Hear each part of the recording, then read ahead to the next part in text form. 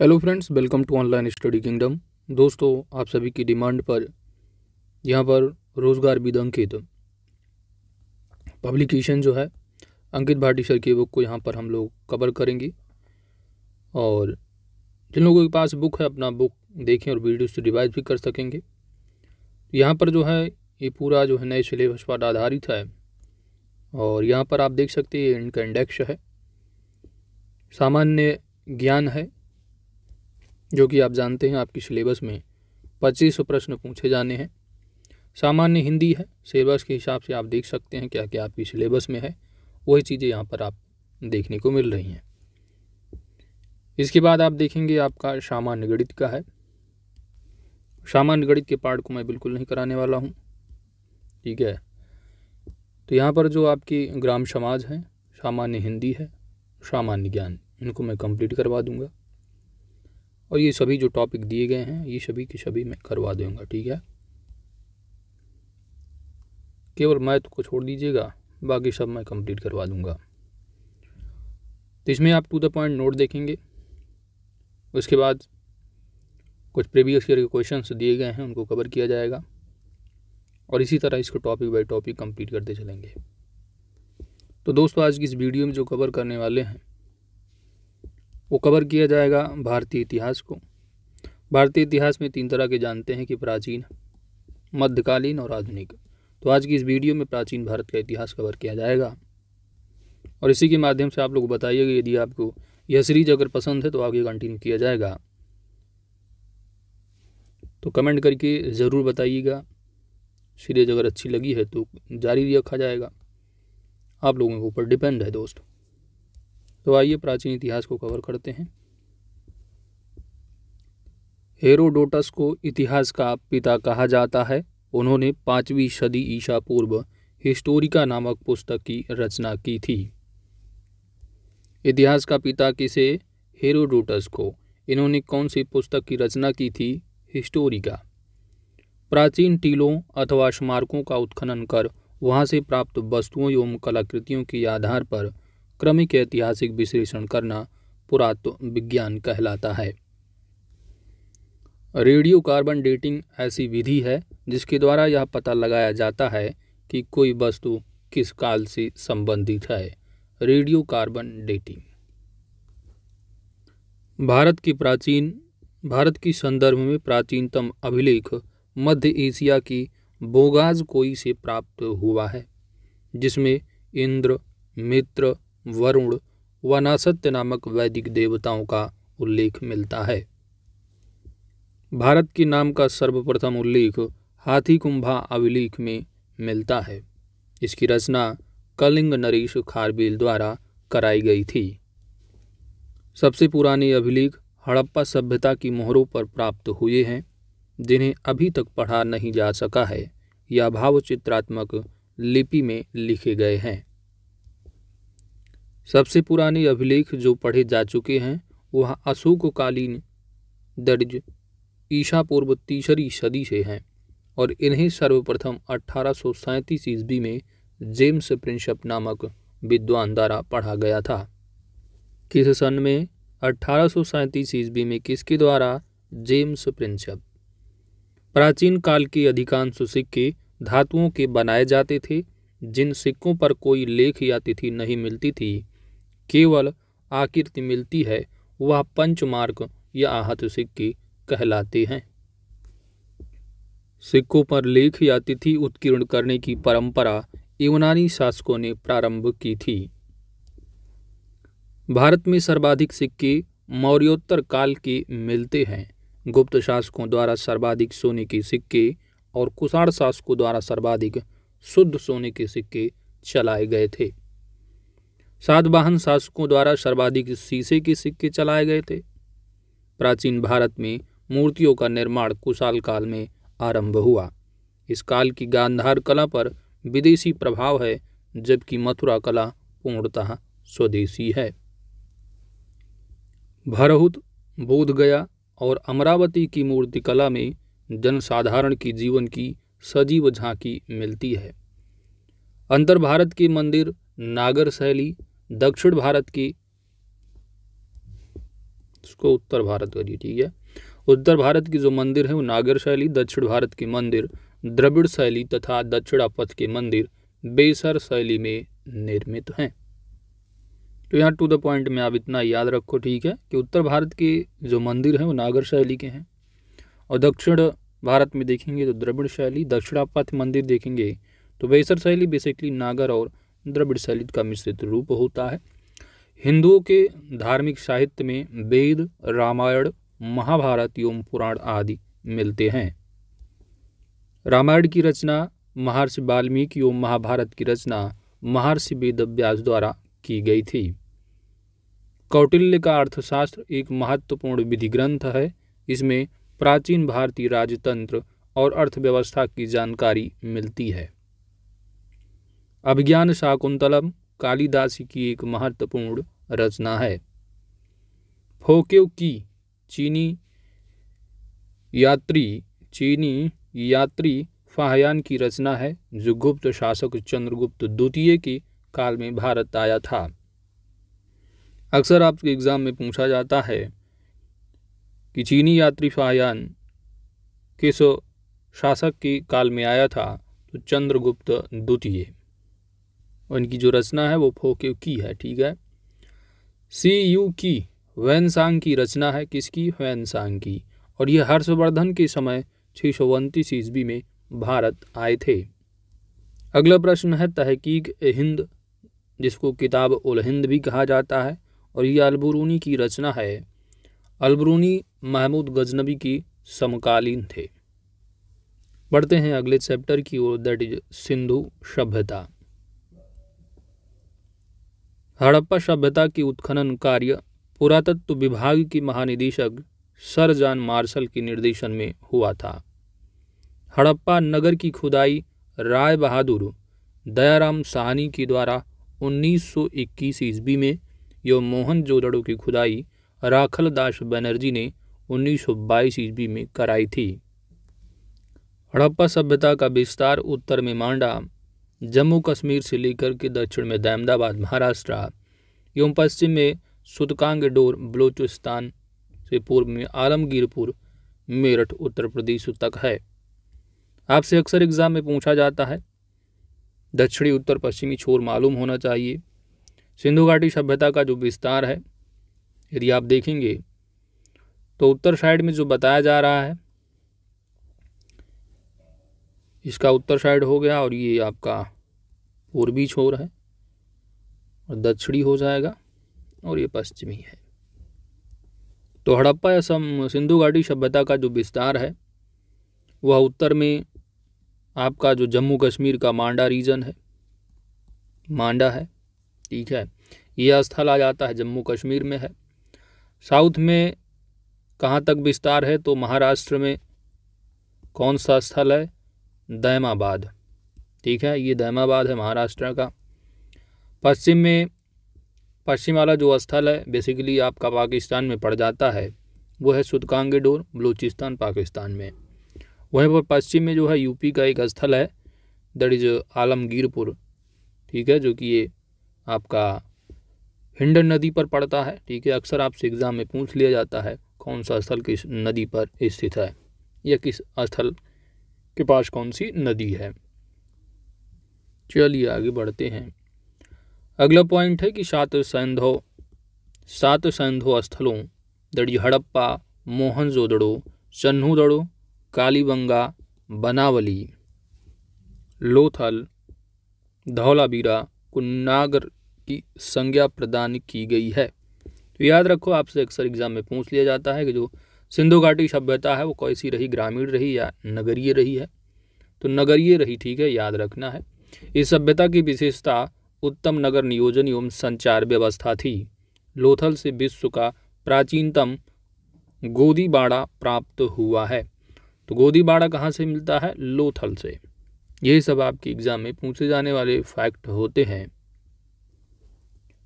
मोहनजोदड़ो से पकी ईंटों का विशाल स्नानागार एवं हड़प्पा से 6 अन्नागार मिले हैं। तो याद रखो, विशाल स्नानागार का जो साक्ष्य मिलता है मोहनजोदड़ो से, और साथ ही साथ 6 अन्नागार की साक्ष्य भी मोहनजोदड़ो से ही मिलते हैं। सर्वप्रथम कपास पैदा करने का श्रेय सिंधुकालीन लोगों को जाता है। साथ ही साथ आपसे पूछा भी जाता है कि कपास मेनली, जैसे कि जो चाय की बात की जाती है तो ये चीनियों का है ना, चीनी लोगों की खोज रही। कपास जो है अपने प्यारे भारत का ये खोज है, सिंधु घाटी सभ्यता से संबंधित है। हड़प्पाई लोग बैल, गाय, भैंस, बकरी, भेड़, सूअर पालते थे। एक कुबड़ वाला सांड इन्हें विशेष प्रिय था। तो ये सब अक्सर आपके एग्जाम में पूछ लिया जाता है कि इनमें से किसके साक्ष्य नहीं मिले हैं। तो गाय है, बैल है, भैंस है, बकरी है, भेड़ है, सूअर है, सांड, आपने एक कुबड़ वाला सांड, ये सब अधिक प्रिय, विशेष प्रिय रहा है इस सभ्यता से। अगला पॉइंट है कि घोड़े के अस्तित्व का संकेत मोहनजोदड़ो की ऊपरी सतह योमलोथल से मिली एक संदिग्ध मृण मूर्ति से मिलती है। तो घोड़े के अस्तित्व यानी घोड़े होने का भी संकेत या साक्ष्य थोड़ा बहुत जो है मिलता है आपको। कहाँ से? मोहनजोदड़ो की ऊपरी सतह योमलोथल से मिली एक संदिग्ध मृण मूर्ति। अगला पॉइंट है तांबा खेतड़ी। तो सिंधु घाटी सभ्यता के टाइम पर तांबा खेतड़ी राजस्थान, टिन की अगर बात की जाए तो अफगानिस्तान से मंगाया जाता था। हड़प्पा कालीन समाज मातृसत्तात्मक था। कैसा रहा है? मातृसत्तात्मक। इनकी तौल की माप 16 की गुणक में मिलती है, 16, 32, 64 है ना, इस तरह। मृदभांड लाल एवं गुलाबी रंग के थे। अक्सर एग्जाम में ये भी रंग भी पूछ लेता है। तो लाल एवं गुलाबी रंग के थे। इन पर काला अलंकरण होता था। मृदभांडों पर सिंधु लिपि मिलती है। सैंधव मोहरें प्रायः बेलनाकार, वर्गाकार, आयताकार एवं वृत्ताकार होती थीं। किस आकार की? बेलनाकार, वर्गाकार, आयताकार एवं वृत्ताकार होती थीं सिंधु घाटी सभ्यता की जो मोहरें रही हैं। मोहनजोदड़ो व लोथल से नाव की आकृति की मोहर प्राप्त हुई है। यदि एग्जाम में पूछा जाता है कि नाव की आकृति की मोहर का जो साक्ष्य प्राप्त होता है किस स्थल से, तो मोहनजोदड़ो व लोथल दोनों से। अगला तथ्य है स्थल दे रखे हैं, उस स्थल के उत्खननकर्ता कौन रहे हैं, किस वर्ष में खुदाई की गई और वह स्थल किस नदी पर अवस्थित है। तो इम्पोर्टेंट फैक्ट है, याद रखिएगा। हड़प्पा स्थल जो कि पाकिस्तान में है, इसकी खुदाई राय बहादुर, दयाराम साहनी व व्हीलर के द्वारा की गई थी। तो अक्सर एग्जाम में आपको दयाराम साहनी दिखेंगे, आपको वहीं पर क्लिक करना होगा यदि पूछा जाता है तो। कब हुई थी? तो वर्ष 1921 में। और हड़प्पा जो स्थल है वह रावी की नदी के किनारे अवस्थित है। मोहनजोदड़ो तो यह भी कहाँ है? पाकिस्तान में अवस्थित है और इसकी खुदाई राखल दास बनर्जी व व्हीलर के द्वारा की गई थी। तो राखल दास बनर्जी और दयाराम ही दिखेंगे। अब यहाँ पर यदि आप थोड़ा बहुत कंफ्यूज होते हैं कि हड़प्पा और मोहनजोदड़ो में राखल दास खुदाई किए थे या दयाराम साहनी की खुदाई किए थे, देखिए हड़प्पा दिया हुआ है ना, तो किसी चीज़ को अगर हड़प लेते हैं लोग तो उनके अंदर क्या थोड़ा दया होती नहीं है। तो हड़प्पा जहाँ भी दिखेगा आपको वहाँ पर दया नहीं दिखाना है, अर्थात हड़प्पा जो होंगे वो दयाराम साहनी होंगे। इस तरह थोड़ा दिमाग में रखेंगे तो भूलेंगे नहीं आप। तो हड़प्पा की खुदाई किसने कि दया बिल्कुल नहीं दिखाना, हड़प लेना है। तो हड़प्पा के हो जाएंगे दयाराम साहनी और मोहनजोदड़ो राखलदास बनर्जी। मोहनजोदड़ो की खुदाई 1922 में हुई थी और यह सिंधु नदी के किनारे अवस्थित है। लोथल, तो लोथल जो स्थल है यह गुजरात राज्य में है। इसकी खुदाई रंगनाथ राव के द्वारा की गई थी और यह कब? तो वर्ष 1954 व 1962 में। और लोथल जो है यह भोगवा नदी के किनारे अवस्थित है। राखीगढ़ी की बात आती है तो यह हरियाणा में स्थल है राखीगढ़ी। और राखीगढ़ी के बारे में अक्सर आपसे एग्जाम में पूछा जाता है। वैसे आप देखेंगे सबसे बड़ा जो स्थल है सिंधु घाटी सभ्यता का आपका जो है पूरे स्थलों में देखोगे तो आपका मोहनजोदड़ो होगा, ठीक है। लेकिन यदि भारत में पूछा जाता है कि भारत का सबसे बड़ा सिंधु घाटी सभ्यता का स्थल कौन सा रहा है, तो राखीगढ़ी। आपसे ये भी एग्जाम में पूछा जाता है। तो राखीगढ़ी है जो कि हरियाणा में अवस्थित है। उत्खनन करदा सूरजभान रहे हैं वर्ष 1969 में, और ये है जो है आपका घग्घर जो है नदी पर अवस्थित है। किस नदी पर? घग्घर। ठीक है। नेक्स्ट है आपका मांडा, जो कि आप जानते हैं सिंधु घाटी सभ्यता का जो विस्तार का सबसे उत्तरी छोर है मांडा है, जो कि जम्मू कश्मीर में अवस्थित है। जगपति जोशी के द्वारा उत्खनन इसकी करवाई गई थी खुदाई, और वर्ष 1982 में। और मांडा स्थल जो है यह चेनाब नदी किनारे अवस्थित है। अगला आता है आपका सुतकांगे डोर, जो कि बलूचिस्तान में है, और यह सबसे सिंधु घाटी सभ्यता का सबसे पश्चिमी छोर है। R.L. स्टाइन व जॉर्ज डिल्स द्वारा इसकी खुदाई करवाई गई थी, और 1927-1962 टाइम रहा। और ये किस नदी के किनारे है? तो दास्क नदी। अगला तथ्य आपका आता है आलमगीरपुर। तो आलमगीरपुर जो कि ये सबसे पूर्वी स्थल है, सबसे पूर्वी स्थल है, और ये आलमगीरपुर जो है ये उत्तर प्रदेश में अवस्थित है। इसकी खुदाई यज्ञदत्त शर्मा के द्वारा जो है करवाई गई थी वर्ष 1958 ईस्वी में, और यह हिंडन नदी पर अवस्थित है। किस नदी पर? हिंडन। ठीक है, हिंडन नदी। थोड़ा बहुत इधर उधर में स्प्रिंट भी किए हैं। चलो आगे बढ़ते हैं। अगला जो चैप्टर है दोस्तों वो है ऋग्वैदिक काल से संबंधित तथ्य। ऋग्वैदिक काल का जो टाइम पीरियड है वो 1500 ईसा पूर्व से 1000 ईसा पूर्व तक है। तो टाइम पीरियड भी कभी कभी आपसे एग्जाम में पूछ लिया जाता है। अगला तथ्य है पॉइंट आपका कि आर्यों का मूल निवास मध्य एशिया में आल्पस पर्वत की पूर्वी क्षेत्र के आसपास माना जाता है। भारत में आर्यों की जानकारी ऋग्वेद में मिलती है। पशु चराना इनका मुख्य व्यवसाय रहा है। किसका? आर्यों का। ऋग्वेद एक संहिता है जिसमें कि 10 मंडल 1028 सूक्त हैं। कसाइट अभिलेख से यह सूचना मिलती है कि ईरावी आर्यों की एक शाखा भारत आई थी। ठीक है, तो याद रखिए ये लोग थोड़ा बहुत अपना इधर उधर कुछ ज्ञान भी इसमें डाल दिए। क्या है ईरावी? यहाँ ईरानी करो। ठीक है, तो ईरानी आर्यों की एक शाखा भारत आई थी। कसाइट आपसे एग्जाम में पूछा जाता है।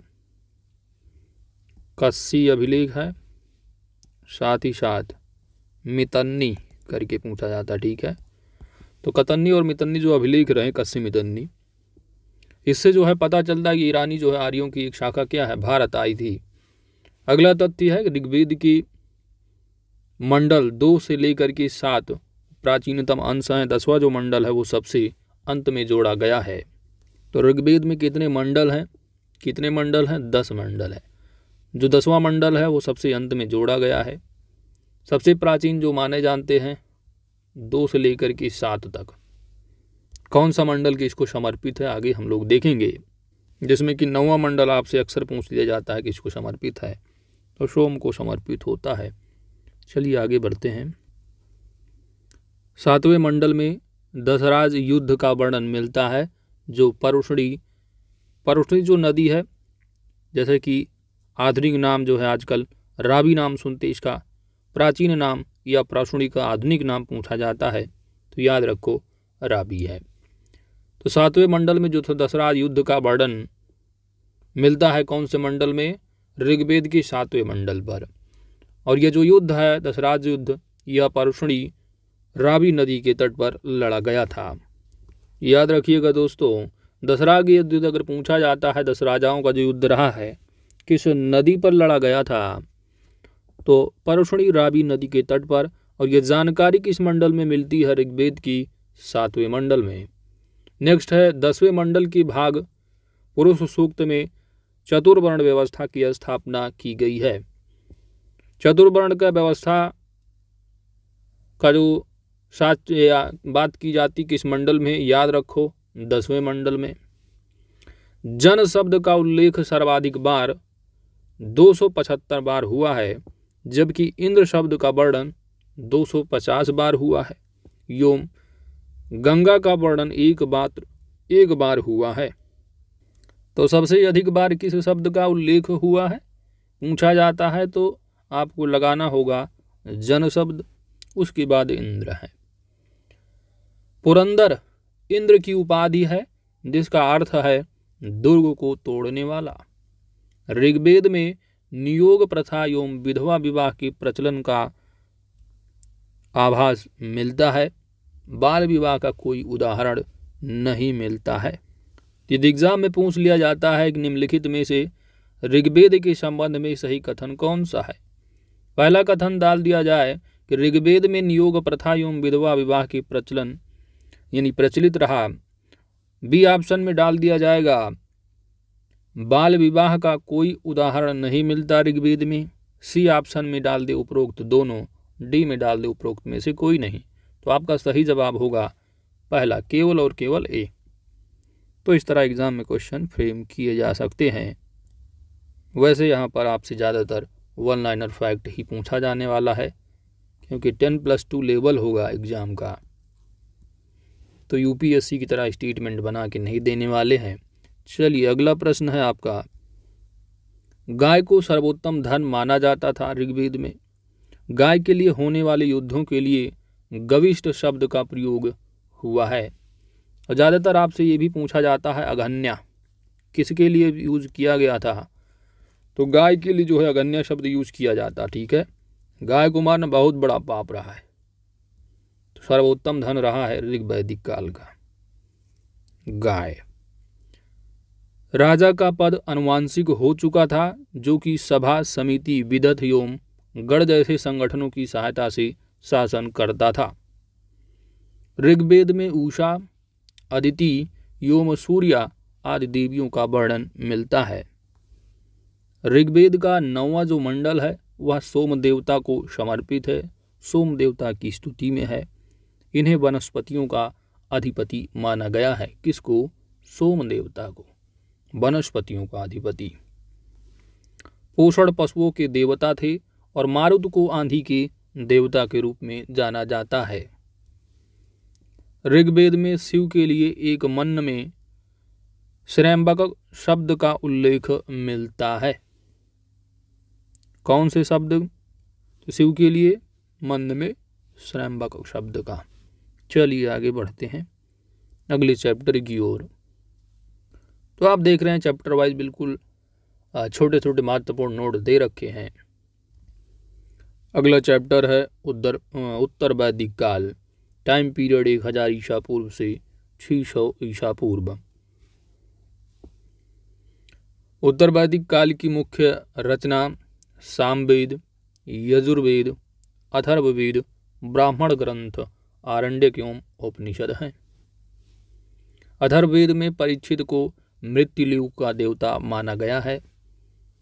किसको? परीक्षित को। सामवेद को भारतीय संगीत का जनक माना जाता है। इससे ही सर्वप्रथम 7 स्वरों की जानकारी मिलती है। यह सूर्य देवता को समर्पित है। यजुर्वेद में सर्वप्रथम राजसय व वाजपेय यज्ञ का उल्लेख मिलता है। धनुर्वेद इसका उपवेद है।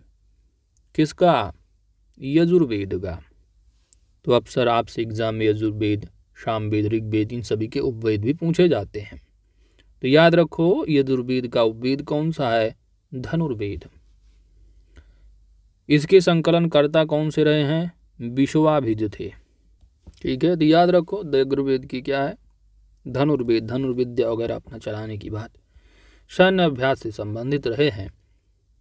ठीक है, चलिए अब यहाँ पर ये सब लोग की पता नहीं क्या लिख रहे, विश्वा मित्र कर लो इसको। ठीक है, कहीं कहीं तो है आपको थोड़ा बहुत यहाँ पर दिख रहा होगा मिस्टेक। चलो, ऋग्वेद, सामवेद एवं यजुर्वेद का अब देख रहे हो। अब मान लो कोई पहली बार पढ़ रहा होगा तो ऋग्वेद, सामवेद एवं यजुर्वेद को वेद त्रयी के नाम से जाना जाता है। वेद त्रयी कर लो इसको। ठीक हो, अब ये कुछ कहीं कहीं मिस्टेक है, इसीलिए मैंने ग्राम समाज की जो बुक रही घटना चक्र को ही सजेस्ट किया। कुछ लोगों की डिमांड रही है तो हमने कहा चलो इसी से करवा देते हैं अपना। अब आप देख रहे हैं, अब जिसने थोड़ा बहुत मालूम होगा वो तो करेगा, लोग जो पहली बार पढ़ रहा होगा बुक को अब पढ़ेगा वही कि ऋग्वेद सामवेद एवं यजुर्वेद का वेद जयी के नाम से जाना। अब वो क्या पढ़ेगा, ठीक है। तो याद रखिएगा, इनको वेद त्रयी के नाम से जाना जाता है।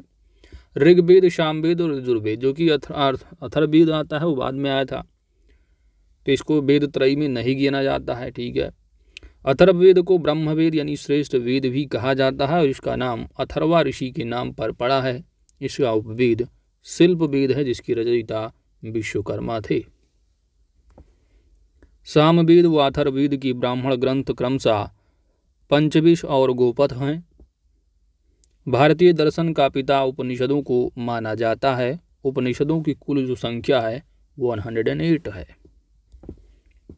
छांदोग्य जो उपनिषद है, छांदोग्य उपनिषद में तत्त्वमसि का प्रथम उल्लेख है। बृहदारण्यक उपनिषद में अश्वमेघमल की विवेचना की गई है। कठोपनिषद में यम नचिकेता संवाद वर्णित है। भारत का राष्ट्रीय आदर्श वाक्य सत्यमेव जयते कहाँ से लिया गया है, आपसे अक्सर एग्जाम में पूछा जाता है। सत्यमेव जयते कहाँ से, मुंडक उपनिषद से लिया गया है। राजा की उत्पत्ति का सिद्धांत ऐतरेय ब्राह्मण में मिलता है। इस काल में 8 प्रकार की विवाह का वर्णन मिलता है। अथर्ववेद में सर्वप्रथम सती प्रथा का उल्लेख मिलता है। कौन से वेद में, अथर्ववेद में। किसका, सती प्रथा का उल्लेख सबसे पहले किस वेद में मिलता है, तो आपको बताना होगा अथर्ववेद।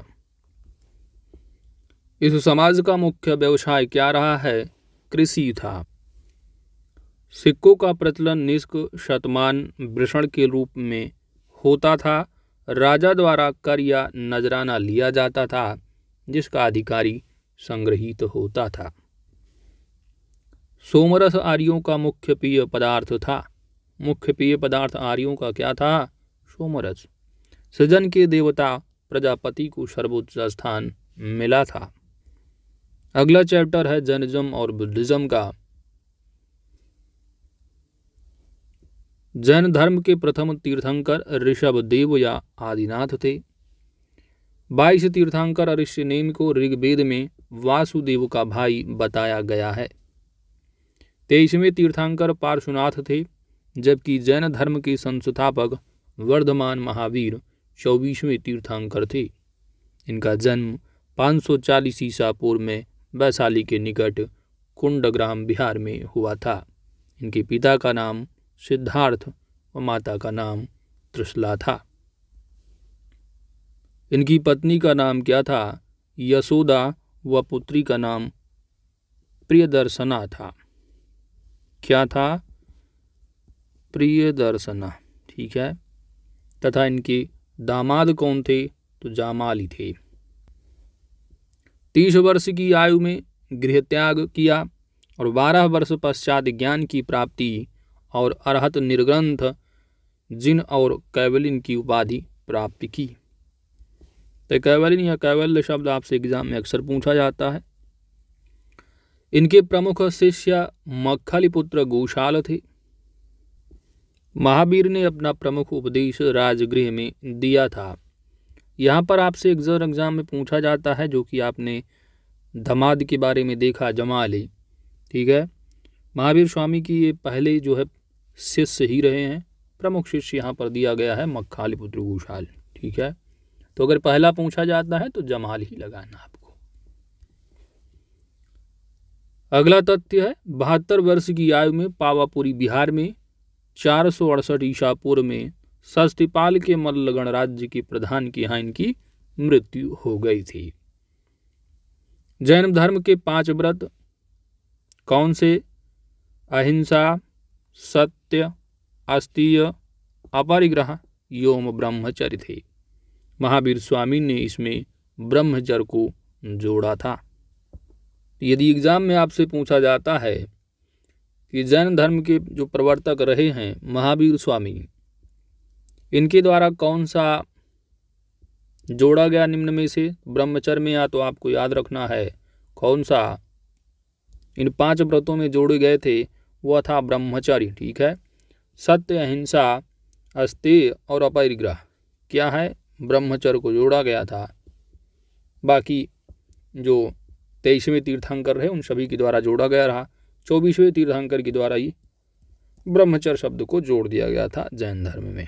तो जैन धर्म की 5 व्रतों को याद रखिएगा। साथ ही ब्रह्मचर्य किसके द्वारा, तो महावीर स्वामी के द्वारा। जैन समुदाय 2 संप्रदायों में विभक्त था। एक हुआ करता था श्वेतांबर और दूसरा है दिगंबर। हुआ करता था क्या, अब भी है। ठीक है, तो याद रखिएगा श्वेतांबर और दिगंबर 2 संप्रदाय में विभक्त हो गया था। जैन धर्म पुनर्जन्म एवं कर्मवाद में विश्वास करता था। पुनर्जन्म एवं कर्मवाद में क्या है, विश्वास करते थे जैनिज्म वाले। बौद्ध धर्म के वास्तविक संस्थापक महाबुद्ध का जन्म 563 ईसा पूर्व में लुम्बिनी वन में नेपाल में हुआ था। इनके पिता शुद्धोधन शाक्यों के राज्य कपिलवस्तु के प्रधान थे। यो माता महामाया देवी कोलीय वंश से संबंधित थी।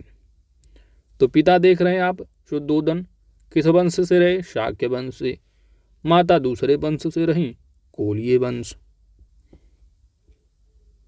महात्मा बुद्ध के बचपन का जो नाम था वह सिद्धार्थ था। इनका पालन पोषण विमाता प्रजापति गौतमी ने किया था। महात्मा बुद्ध का विवाह यशोधरा से हुआ था। इनके पुत्र का नाम राहुल था। क्या था, राहुल। 35 वर्ष की आयु में वैशाख पूर्णिमा के दिन बुद्ध कहलाए। इन्हें ज्ञान प्राप्त हुआ रहा वो गया में पीपल वृक्ष के नीचे हुआ था। इन्होंने अपना प्रथम उपदेश सारनाथ में दिया था। इनके प्रमुख शिष्य आनंद और उपाल थे। इनकी सारथी का नाम चन्ना एवं घोड़े का नाम कंथक था।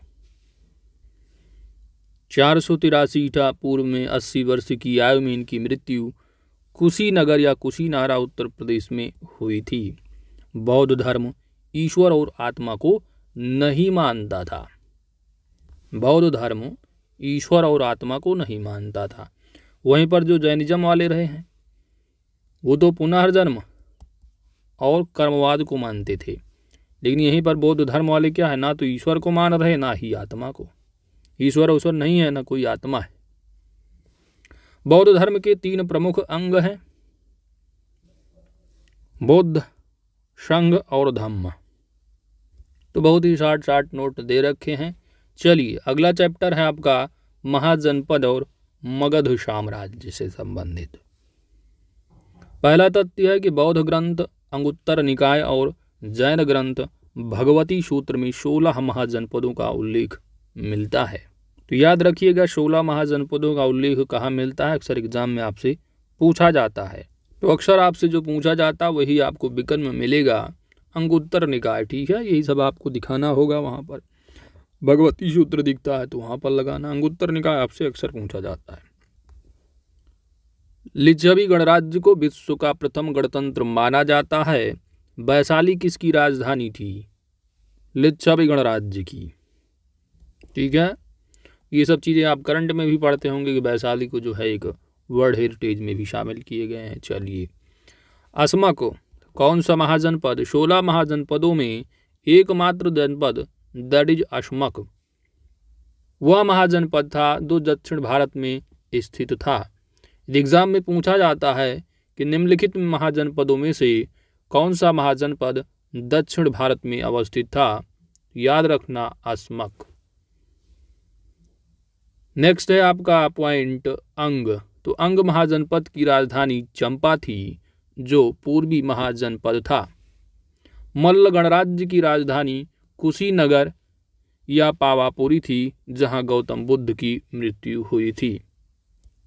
आइए आगे देखते हैं, महाजनपद दिए गए हैं और उनका कौन सी राजधानियां रही हैं। कुछ महत्वपूर्ण दिए हैं यहाँ पर, केवल और केवल 8 ही दिए गए हैं। 8 का मतलब आप समझ रहे होंगे कि महाजनपदों में वैसे बेसिकली बहुत छोटे छोटे नोट दे रखे हैं इन्होंने अपने है ना। अब ये कुछ महत्वपूर्ण तथ्य जैसे कि 16 महाजनपद होते हैं, 16 महाजनपदों में जो 8 महाजनपद केवल और केवल उत्तर प्रदेश में रहे इनके स्थल, तो ये सब चीज़ें इसमें नहीं दी हुई हैं, बहुत शार्ट में इन्होंने अपना नोट दे दिया है। वैसे मैं घटना चक्र वाली जो टू द पॉइंट नोट वाली है जीएस की, ठीक है, उसको मैं करा दूंगा।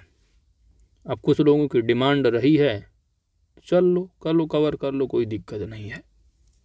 लोगों को लग रहा होगा कि बहुत इम्पॉर्टेंट है तो करा देते हैं ना। मेरे हिसाब से आप लोग घटना चक्र यदि पढ़ लेंगे ना, तो ये सब चीज़ें छोटी छोटी दे रखी इसमें।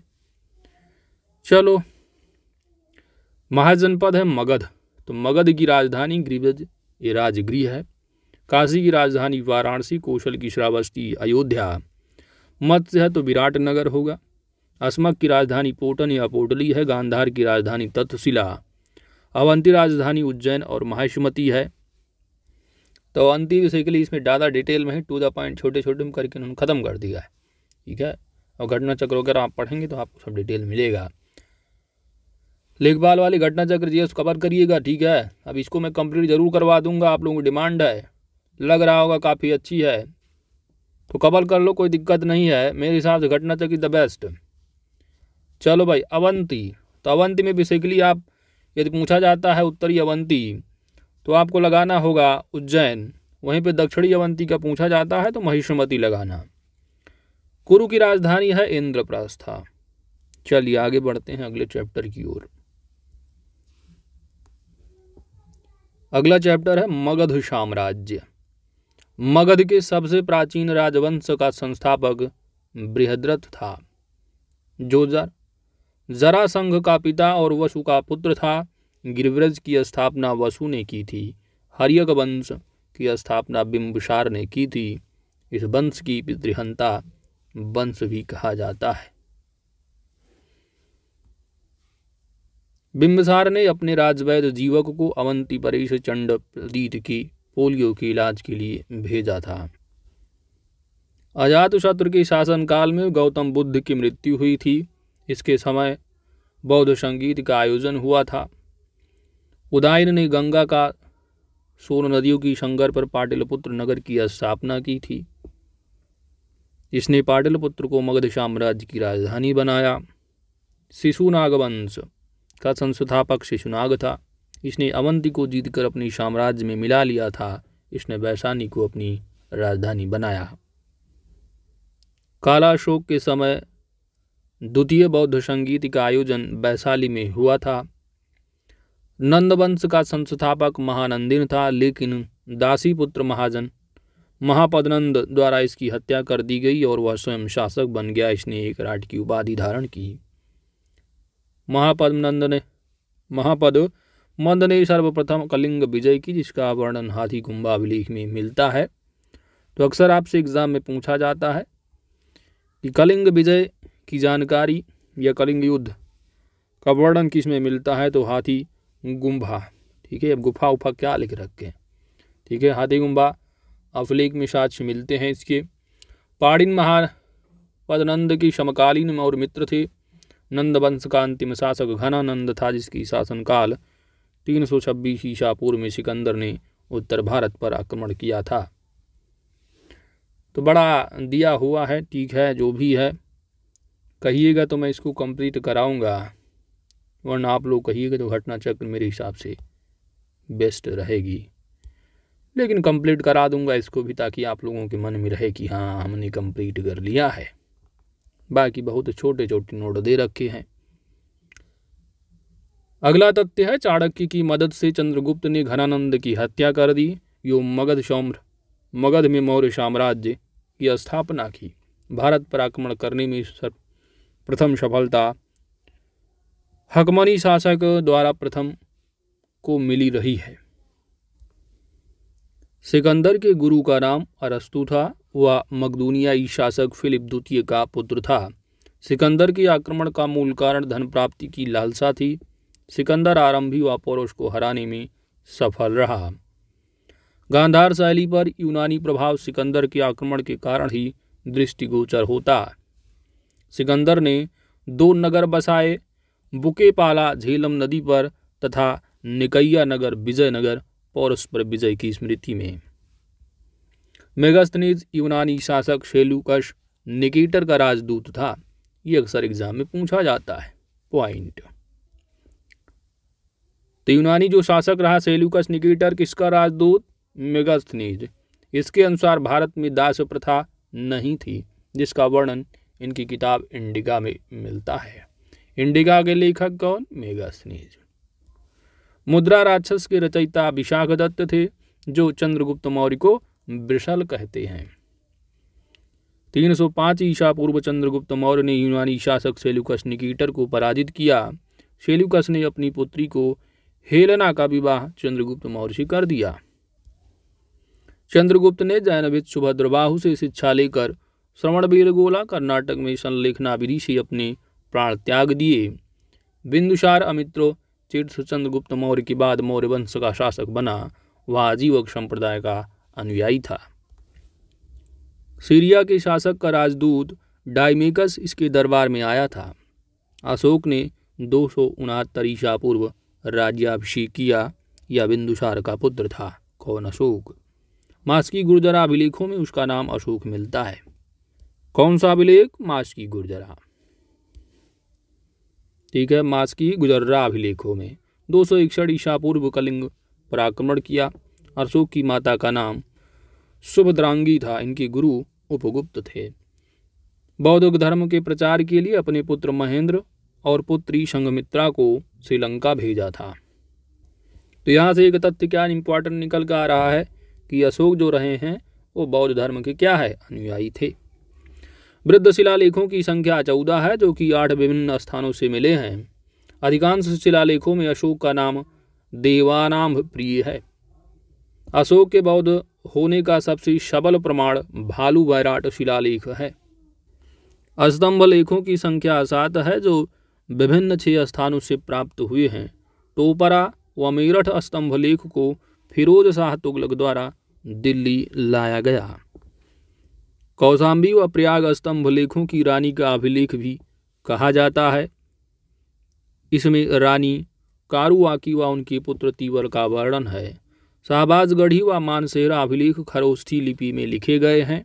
व अन्य सभी प्राकृत भाषा व ब्राह्मी लिपि में उत्कीर्ण हैं। तो याद रखिएगा, शाहबाजगढ़ी व मानसेरा जो अभिलेख है कौन सी लिपि है? खरोष्ठी है। अन्य सभी जो प्राकृत और ब्राह्मी लिपि में उत्कीर्ण है। तो विशेषकर खरोष्ठी 2 ही हैं, शाहबाज और मानसेरा, याद रखिएगा। बराबर की पहाड़ियों में 4 गुफा अशोक द्वारा आजीवक संप्रदाय को प्रदान की गईं। समाहर्ता राजस्व अधिकारी सन्निधाता कोषागार प्रधान होता है। समाहर्ता राजस्व अधिकारी आप देख रहे हैं यहाँ पर 2 बार छाप दिए। अशोक का साम्राज्य 5 राज्यों में विभक्त था। उत्तरापथ राजधानी तक्षशिला, अवंती राष्ट्र राजधानी उज्जैन, कलिंग प्रांत राजधानी तोशली और दक्षिणापथ राजधानी सुवर्णगिरी और प्राची राजधानी पाटलिपुत्र थी। जूनागढ़ अभिलेख में यह जानकारी मिलती है कि चंद्रगुप्त व अशोक के समय क्रमशः पुष्यगुप्त वैश्य व तुशाक ने सुदर्शन झील का निर्माण जीर्णोद्धार कराया था।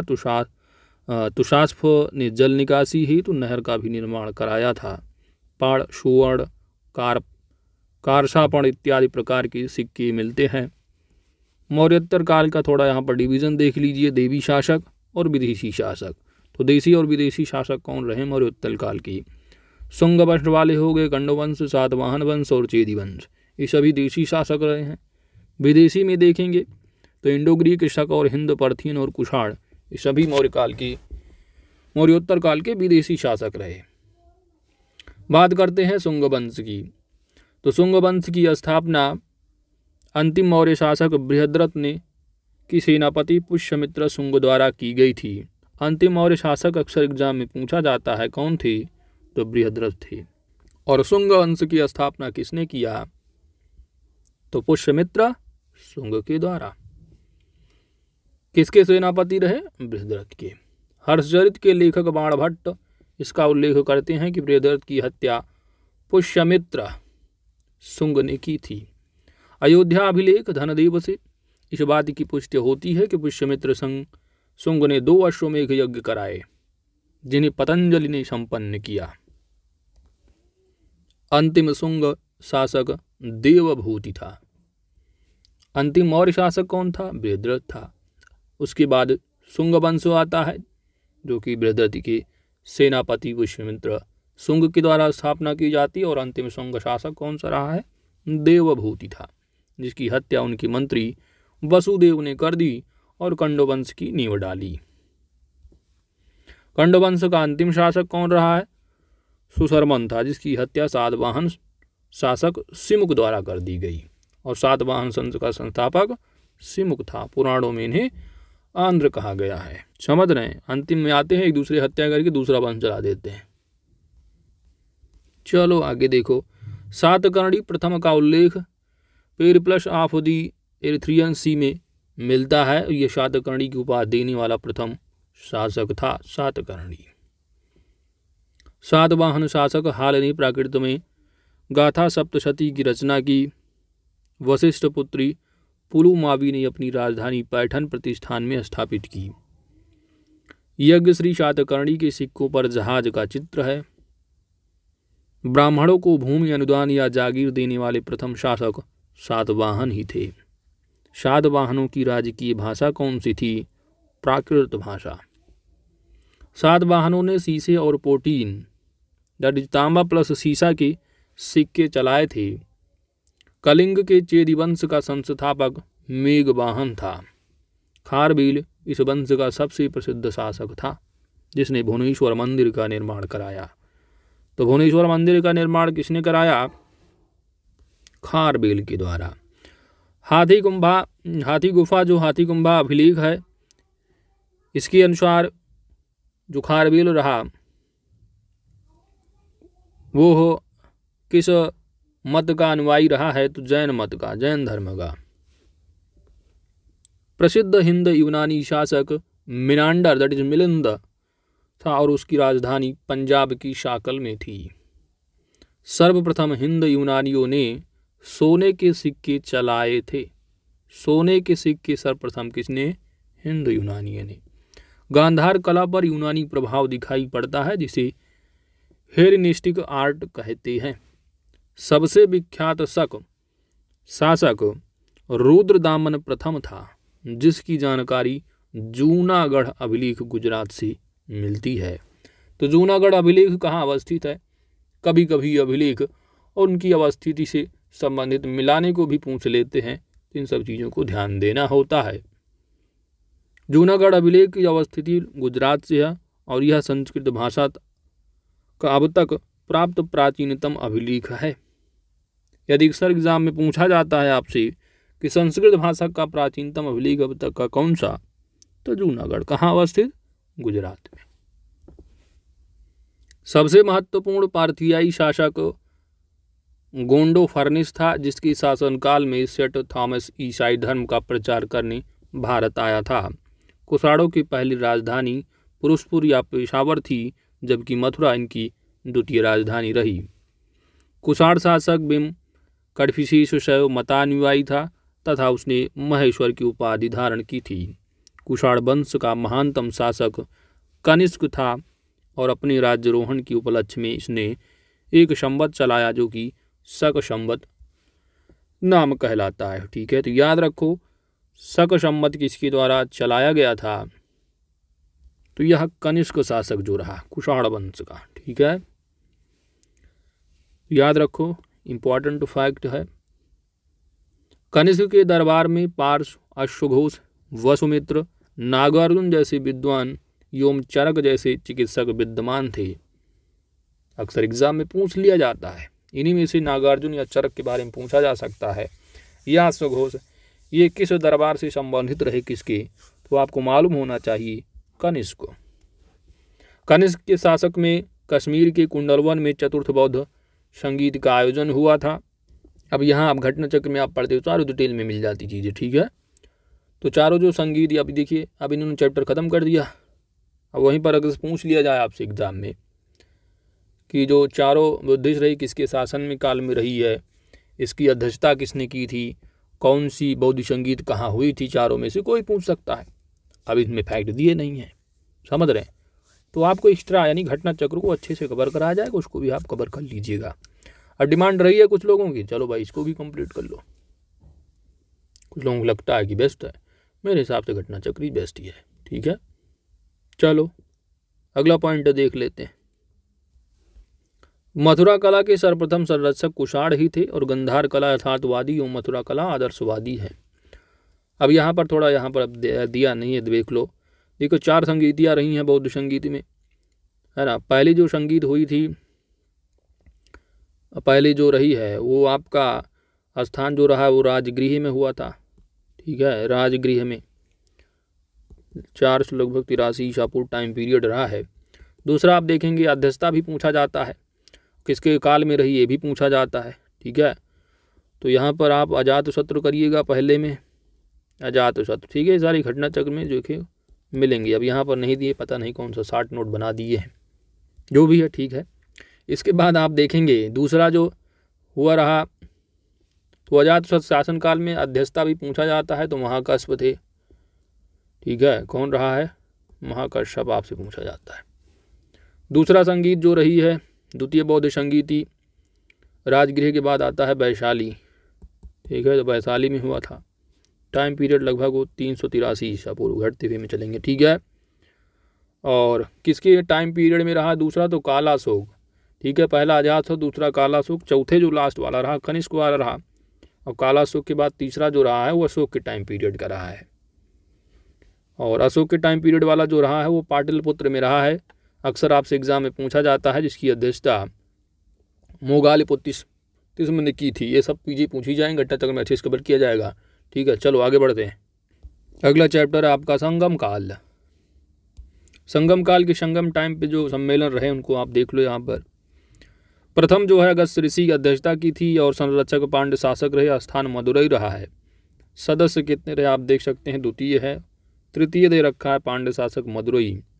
तो पहले और तीसरे जो स्थान रहा मदुरई रहा है, दूसरा कपाटपुरम में हुआ था, और सभी संरक्षक दैट टाइम पांड्य रक्षक शासक रहे हैं। पहला दूसरा अध्यक्षता अगस्त ऋषि और तीसरा जो था वो नकीरर के द्वारा की गई थी।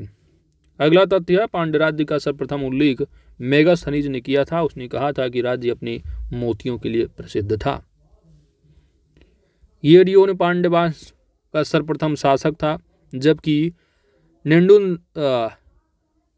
नेडुंजेलियन इस वंश का सबसे प्रसिद्ध शासक था। इसने प्रसिद्ध तलैया तगानम के युद्ध में भाग लिया था। नल्लिवकोडन ने रोमन सम्राट आगस्टम के दरबार में राजदूत भेजे थे। चोल वंश का राजकीय चिन्ह कौन सा था, बाघ था, और इसकी राजधानी कावेरी पत्तनम का पुहार थी। पुहार की स्थापना करिकाल ने की थी और यह इस वंश का सबसे प्रसिद्ध शासक था। चेर वंश का राजकीय चिन्ह धनुष था। चोल वंश का बाघ था। चेर राजवंश की राजधानी तोंडी थी। चेर वंश का प्रसिद्ध शासक सेनगुट्टवन था और इसने चेर के नाम से भी जाना जाता था इस काल को, चेर वंश का। अगला दिया हुआ है पेरंजेरल इंटरपोरई ने दक्षिण भारत में गन्ने की खेती प्रारंभ की। गन्ने की खेती दक्षिण भारत में किसने, पेरंजेरल इंटरपोरई। संगमकालीन कुछ साहित्य दे रखे हैं, उनके रचनाकार।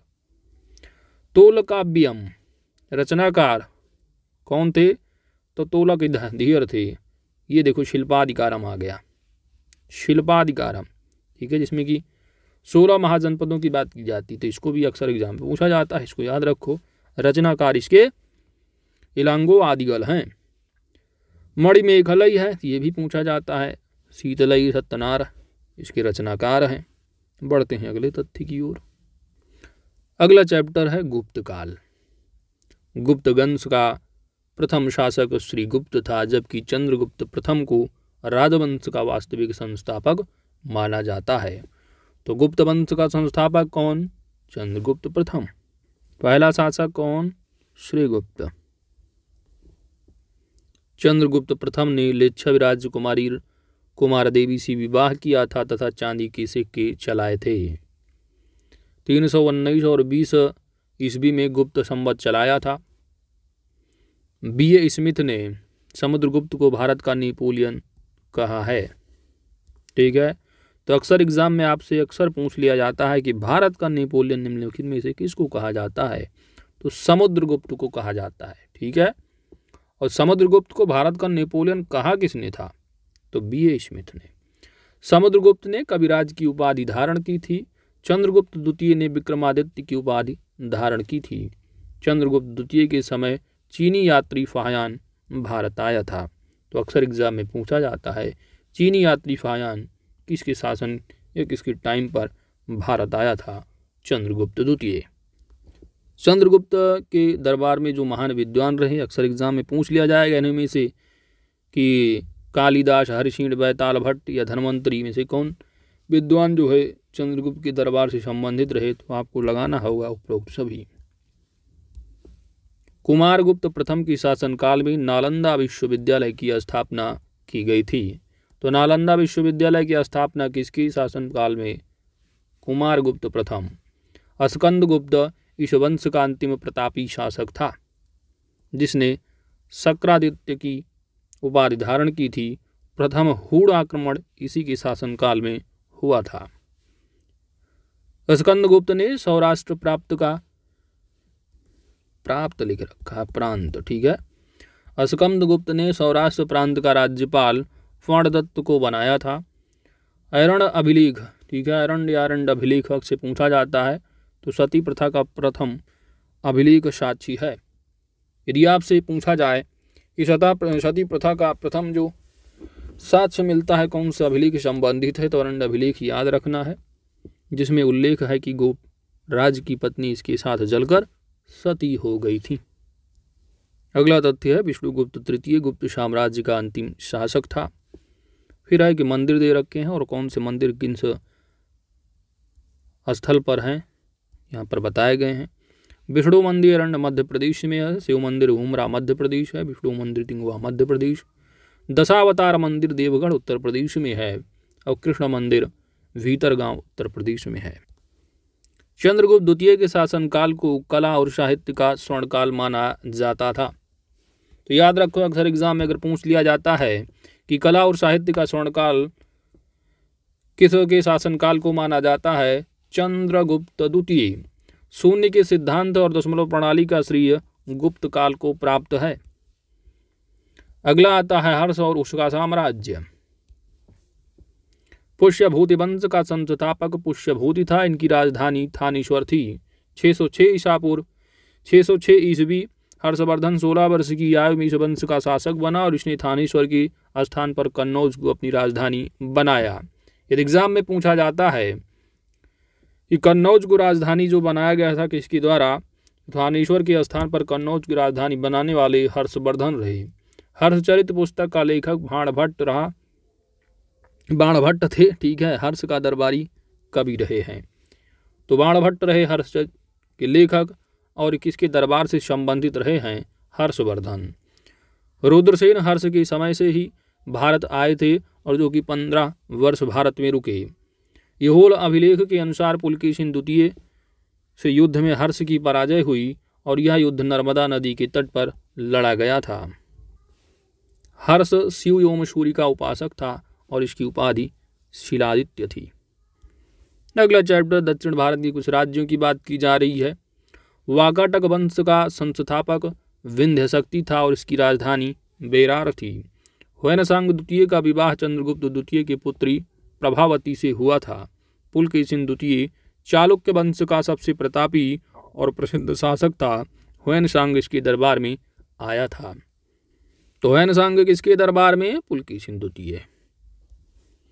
पल्लवों का प्रथम प्रसिद्ध शासक सिंह विष्णु था तथा इनकी राजधानी कांची थी। कांची के कैलाशनाथ मंदिर का निर्माण नरसिंह वर्मन ने करवाया था।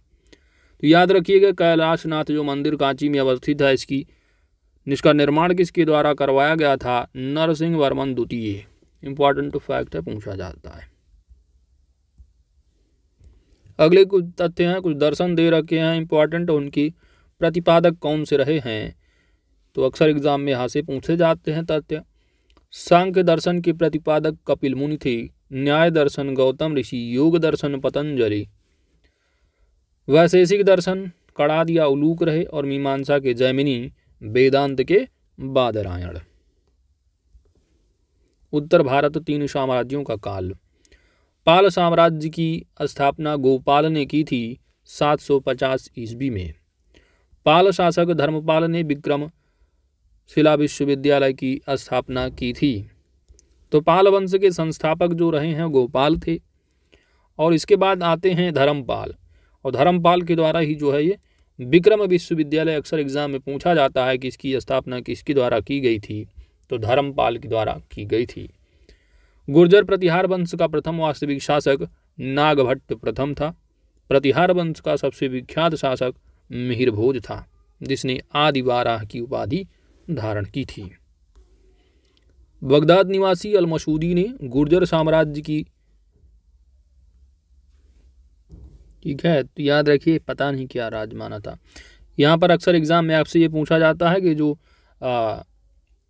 अल मसूदी हैं जो कि बगदाद निवासी, आप से अक्सर एग्जाम में पूछ लिया जाता है, ठीक है, जो कि एक अरबी के विद्वानी रहे हैं। तो ये किसके टाइम पीरियड पर आए रहे हैं, तो ये जो प्रतिहार वंश है, दैट इज गुर्जर प्रतिहार वंश, इसी के टाइम पीरियड पर जो है वो महिपाल के टाइम पीरियड पर जो है ये आए थे गुजरात भारत में, ठीक है। राष्ट्रकूट वंश की स्थापना दंत दुर्ग ने की थी और मान्यखेत को अपनी राजधानी बनाया था। एलोरा का प्रसिद्ध कैलाशनाथ मंदिर राष्ट्रकूट शासक कृष्णदेव प्रथम ने बनवाया था। एग्जाम में अक्सर पूछा जाता है दोस्त कि एलोरा जनता जो भी है किसका शासन काल से संबंधित रही हैं, तो राष्ट्रकूटों के द्वारा इनका निर्माण करवाया गया था। अगला आता है चोल साम्राज्य, और इसी के साथ आप देखेंगे ये पूरा प्राचीन इतिहास आपका कंप्लीट हो जाएगा। चोल साम्राज्य की स्थापना विजयालय ने की थी। ओरैयोर को अपनी राजधानी बनाया तथा नरकेसरी की उपाधि धारण की। राजराज प्रथम का वास्तविक नाम अरिमोली वर्मन था। राजराज प्रथम ने शिवपाद शेखर की उपाधि धारण की और इसके द्वारा बृहदीश्वर मंदिर का निर्माण कराया गया था, जिसे यूनेस्को की विश्व धरोहर घोषित किया गया है। तो बृहदीश्वर मंदिर की स्थापना या निर्माण किसके द्वारा करवाई गई थी? राजराज प्रथम। राजेंद्र प्रथम ने कलिंग के रास्ते बंगाल पर आक्रमण किया था। बंगाल विजय की स्मृति में गंगईकोंड चोल की उपाधि धारण की थी राजेंद्र प्रथम ने। चोल प्रशासन की सबसे महत्वपूर्ण विशेषता ग्रामीण स्तर पर स्थानीय शासन को बढ़ावा देना था। चोलकालीन स्थापत्य शैली को द्रविड़ शैली कहते हैं। कंबन ने तमिल भाषा में रामायण की रचना की। तो रामायण की रचना तमिल भाषा में किसके द्वारा? कंबन, जिसे तमिल साहित्य की उच्चतम कोटि की रचना माना जाता है और इसकी काल को ही तमिल साहित्य का स्वर्णकाल माना जाता है। पंपा, पोन्ना और रन्ना कन्नड़ काव्य के त्रिरत्न माने जाते हैं। कौन कौन? पंपा, पोन्ना और रन्ना कन्नड़ काव्य के त्रिरत्न हैं। ब्राह्मणों को दान में दी जाने वाली भूमि ब्राह्मदेय कहलाती थी। कुलंज चोलकालीन स्वर्ण सिक्के थे। बड़ंज इस समय के व्यापारिक संगठन होती थे चोल साम्राज्य टाइम पर। तो दोस्तों इसी के साथ आपका पूरा का पूरा जो प्राचीन इतिहास रहा वो कंप्लीट हो जाता है। अगली वीडियो में आपको मध्यकालीन भारत देखने को मिलेगा। तो वीडियो कैसी रही है कंटिन्यू अगर आप चाहते हैं तो कमेंट ज़रूर कीजिएगा, तो कंटिन्यू किया जाएगा इसको। और वीडियो अच्छी लगी है तो लाइक ज़रूर कीजिएगा। चैनल पर नए हैं तो सब्सक्राइब भी कर लीजिएगा दोस्त, क्योंकि आपकी सब्सक्रिप्शन ही हमारी ताकत है। Thanks for watching.